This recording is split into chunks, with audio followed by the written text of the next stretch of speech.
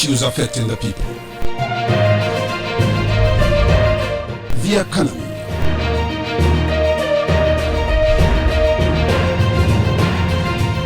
State in Focus. Weekdays on EBS. Yes, a very beautiful morning to you. We would like to apologize and to explain that, well, this program should have come at 11, but however, there seems to be some level of adjustment in the timing, so it now will begin by 11:30. I'd like to thank you for your patience and for your understanding. This is the program State in Focus from EBS. I'd like to also say that this morning we shall look at the processes towards the conclave, the election of a new pope. It's important that we get the right person, and by divine orchestration, we also get that one person who will be that God person, that person that the world would be able to say he can impact lives and he can give life a new meaning, especially when it comes to reaching out to souls or even reaching out to troubled places. You will recall that late Pope Francis was one man who was notably known for going out for peace and bringing the world together in peace, love, and unity.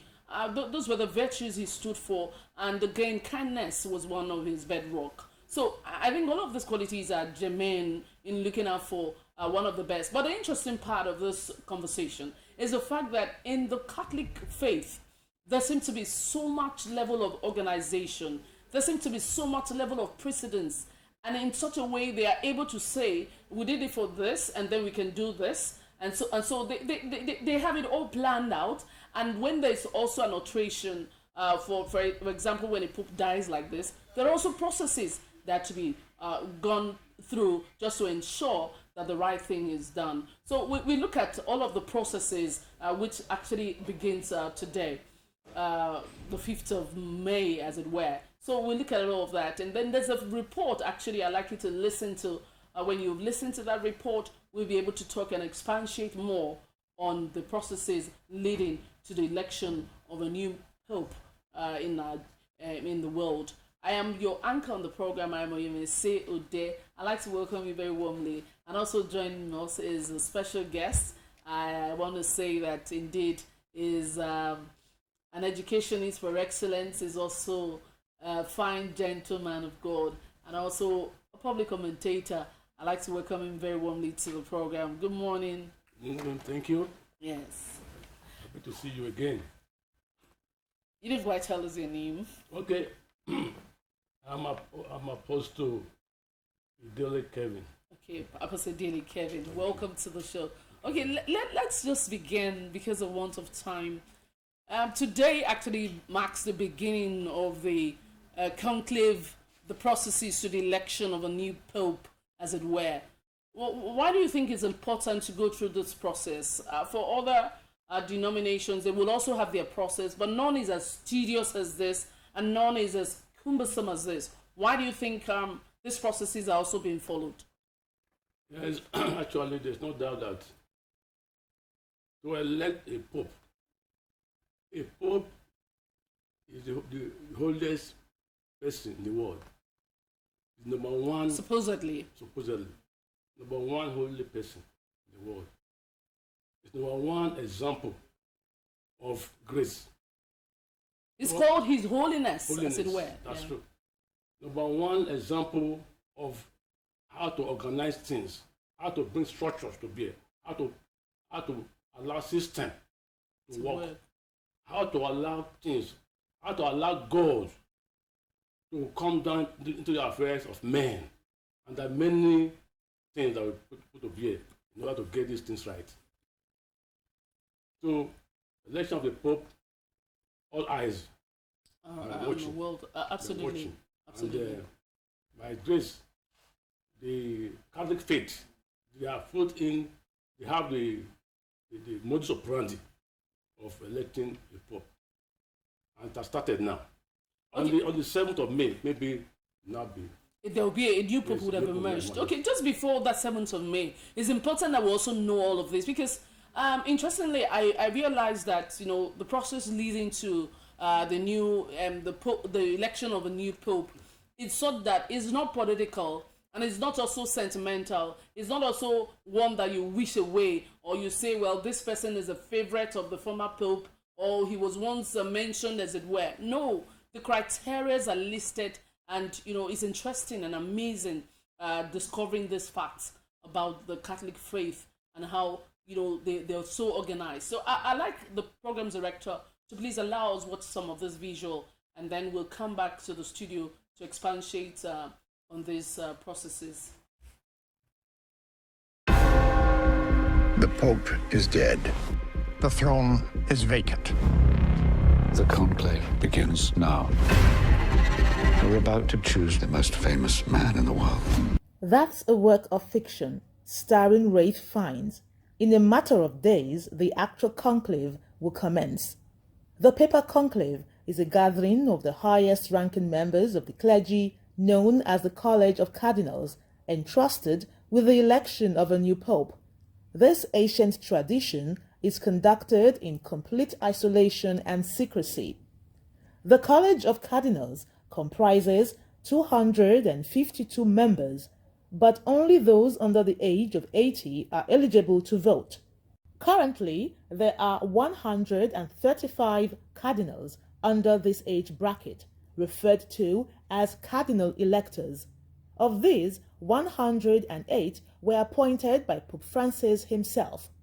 Notably, 2 cardinals will abstain from participating in the conclave, reducing the number of expected cardinal electors to 133. The eligible cardinals have already been summoned to Rome. While some arrived for the funeral and will remain, others who were unable to attend the service will arrive later. All will reside at Casa Santa Marta. The conclave is held in the Sistine Chapel. During this period, cardinals live in isolation, bound by an oath of secrecy. Any cardinal who divulges the conclave's deliberations faces excommunication. Throughout the conclave, the cardinals have no contact with the outside world. They cannot access phones, television, email, or any public means of communication. No cardinal may leave the conclave until a new pope is chosen. A 2/3 supermajority vote is required to elect a new pope. Legally, the cardinals may elect any baptized male of the Catholic faith as pope, but for the past 700 years, they have preferred to select one from within the College of Cardinals. So, how exactly do the cardinals elect a pope? On the afternoon of the first day of voting, they may hold one ballot, although this is not mandatory. If a ballot is conducted on that first day but yields no outcome, or if no ballot occurs, a maximum of 4 ballots will be held on each subsequent day, twice in the morning and twice in the afternoon or in the evening. If a decision is not reached after 3 days of voting, the process is paused for up to 1 day of prayer. After an additional 7 ballots, the process may again be suspended. If following another 7 ballots, no decision has been made, voting is halted once more, allowing the senior cardinal bishop to address the electors. After another 7 rounds of voting, there is a day set aside for prayer, reflection, and dialogue. Ultimately, after 33 rounds of voting, the top 2 candidates will proceed to a runoff, where a 2/3 majority is still required. The 2 candidates, even if cardinal electors themselves, will not partake in the final vote. Prior to voting, the electors pledge to adhere strictly to the rules of the conclave. Cardinals receive a ballot paper upon which they inscribe their choice of pope. The cardinal electors then proceed, in order of seniority, to deposit their completed ballot papers at the altar, alongside the name of the individual they have voted for. If the 2/3 majority is not achieved, which means 89 votes in this instance, black smoke is released. The ballot papers are incinerated with chemicals that produce black smoke visible from the chapel's chimney. The public will be informed of a new pope's election when they witness a white smoke emerging and the church bells begin to toll.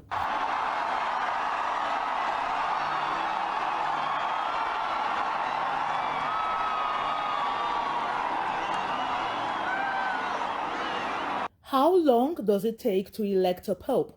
The answer is quite variable. There is no official time limit for the conclave. The longest conclave in modern history spanned 5 days in 1903 when Pope Pius X was elected.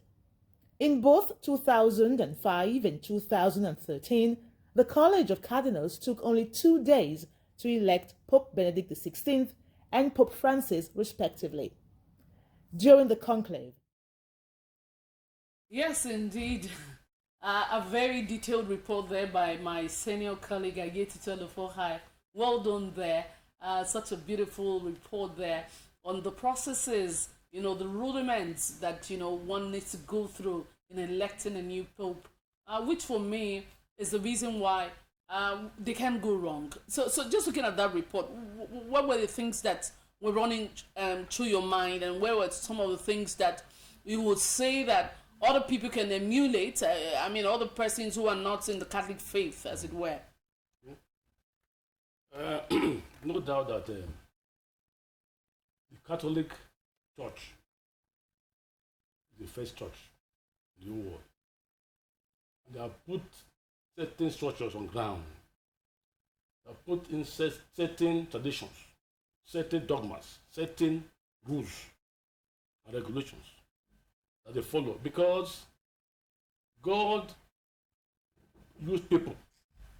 People are the one that God used to bring to bear His purpose on earth. By so doing, there are many things that these people must pass through, so that they can pass through the training, so that they will see God's hands, so they can see God talking to them. You can see get God's idea. To get God's idea, to get God's idea, it must not just be an ordinary person. It must be spiritual. It must also to speak secretive in some aspect. It must be somebody who is not just flippant. Somebody who is guided by rules, who is not just anyhow person, who does not just mingle anyhow. There are times you mingle, there are times you also come into you come into yourself and begin to allow God to speak to you.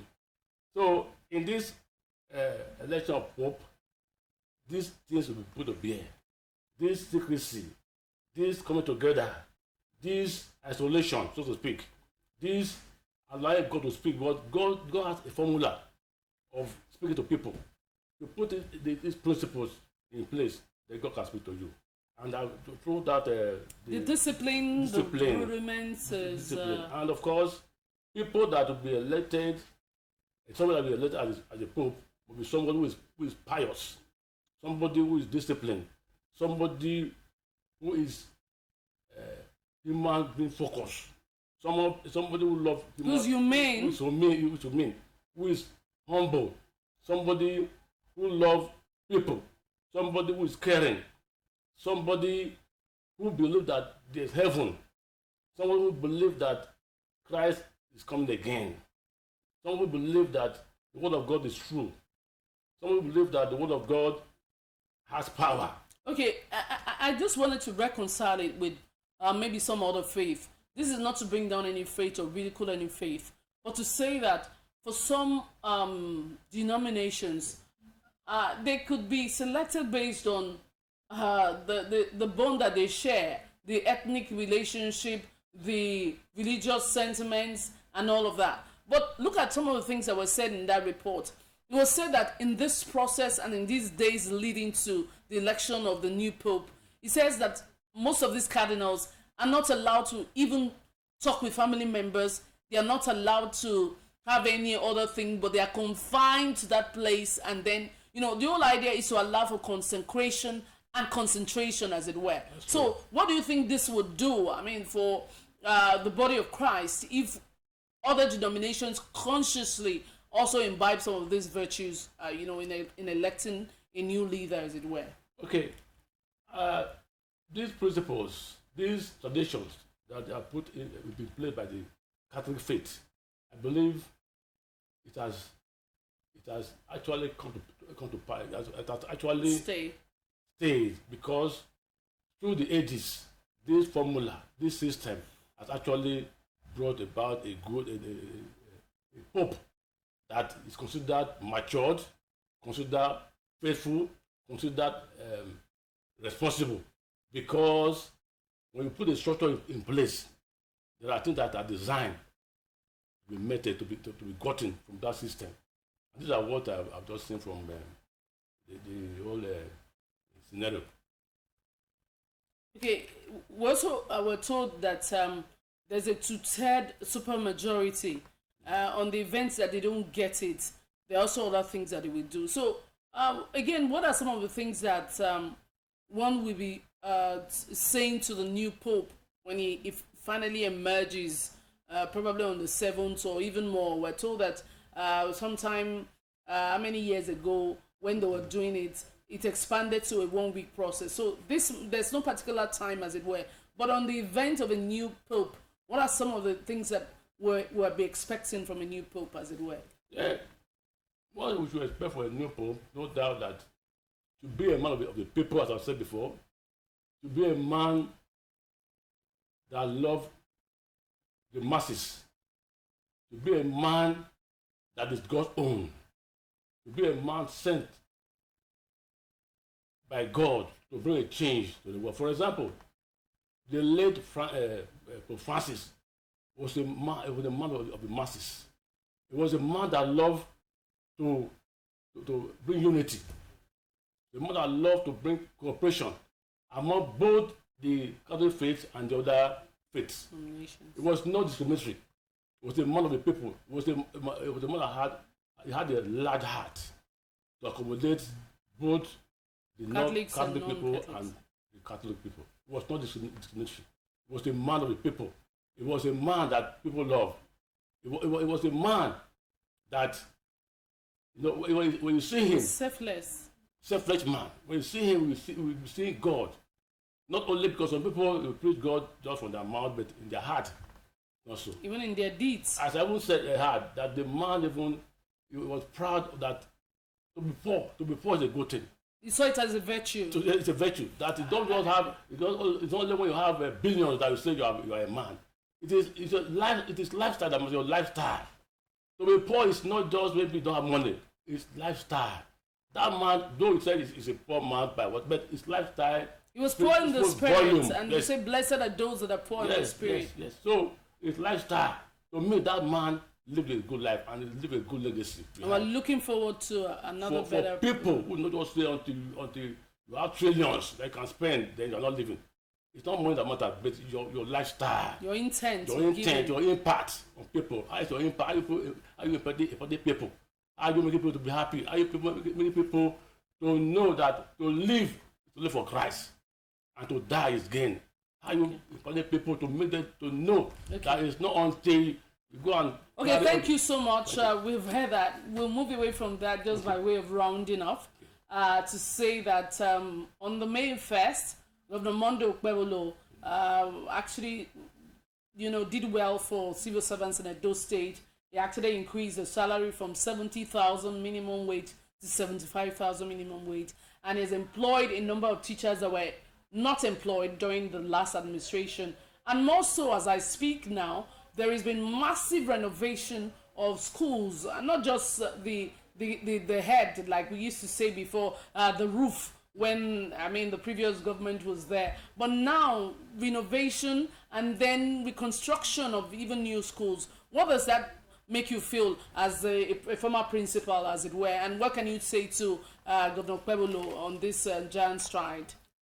To me, straight away, I would say it's coming up. It's a good start, certain point. It's a good beginning. It's a good beginning. At the beginning have it that the first blow, the first strike of a snake is what I'm sure if you're also following him up, the first 100 days in office, the remarkable achievement. So this is not the beginning. It's an ongoing process. I'm just saying that this is an additional feather to his cap. Yes. I'm sure. I'm very sure. I'm optimistic. With all I'm saying now, with all the passes, passes and the credits, it goes somewhere. I pray that no man, no woman will stop him. Because there are forces that can stop him, but we should not allow it to be stopped. Indeed, Idele is rising as reason, and we are shining on. No one can hinder us, or no one can stop us. So, by way of rounding up, this is a fine place to leave it and to say that indeed, to Governor Monday Okpebholo, we continue to be appreciative of your kind gesture to the Edo State civil servants, and also to say that we're grateful that indeed the additional increase would make so much impact, especially because of the dwindling economy in Nigeria, in Africa, and even in the world. Thank you so much for coming, Pastor Idele. Thank you for coming on the program. Pastor Idele is an educationist and a public commentator. Thank you for watching, and this is where we draw the curtain on today's presentation of the program State in Focus. It appears like an abridged version, but however, we thank you for your understanding. Thank you for watching and have a great day. Bye-bye.